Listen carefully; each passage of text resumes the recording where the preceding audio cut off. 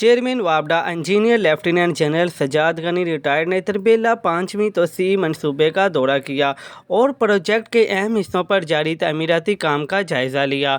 World bank کی team بھی دورے میں چیئرمین وابڈا کے ہمراہ تھی، جس کی قیادت ایڈوائزر مسعود احمد اور task team leader Gautam Gunjan کر رہے تھے۔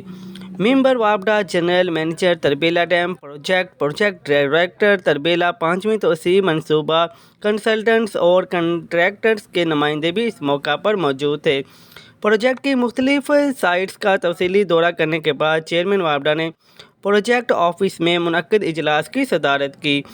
پروجیکٹ انتظامیہ، چیئرمین اور ورلڈ بینک کی ٹیم کو پروجیکٹ کی اہم سائٹس پر اب تک ہونے والی پیش رفت کے حوالے سے بریفنگ دی گئی۔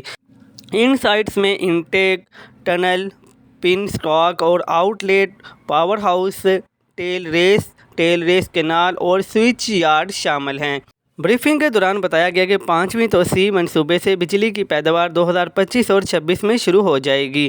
اجلاس میں گفتگو کرتے ہوئے چیئرمین وابڈا نے کہا کہ تربیلا 5ویں توسیعی منصوبے کی بروقت تکمیل بہت اہم ہے تاکہ ملک میں توانائی کی بڑھتی ہوئی ضروریات کو کم لاگت اور ماحول دوست پن بجلی کے ذریعے پورا کیا جا سکے۔ انہوں نے کنٹریکٹرز اور کنسلٹنٹس کو ہدایت جاری کی کہ وہ پروجیکٹ کی 2025 اور 26 میں تکمیل کے لیے اپنی کوششوں میں تیزی لائیں۔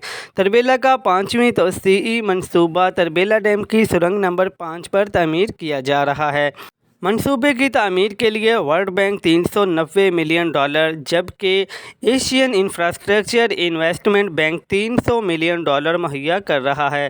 منصوبے کی مجموعی پیداواری صلاحیت 1350 میگا واٹ ہے۔ اس کے 3 پیداواری یونٹس ہیں اور ہر یونٹ کی پیداواری صلاحیت 510 میگا واٹ ہے۔ اپنی تکمیل پر یہ منصوبہ نیشنل گرڈ کو ہر سال اوسطاً 1,34,70,00,000 یونٹ کم لاگت پن بجلی فراہم کرے گا۔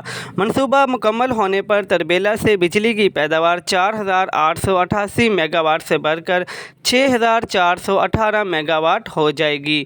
مزید نیوز اپڈیٹس کے لیے چینل کو سبسکرائب کر لیں تاکہ ہر آنے والی نئی اپڈیٹ سب سے پہلے آپ کو مل سکے۔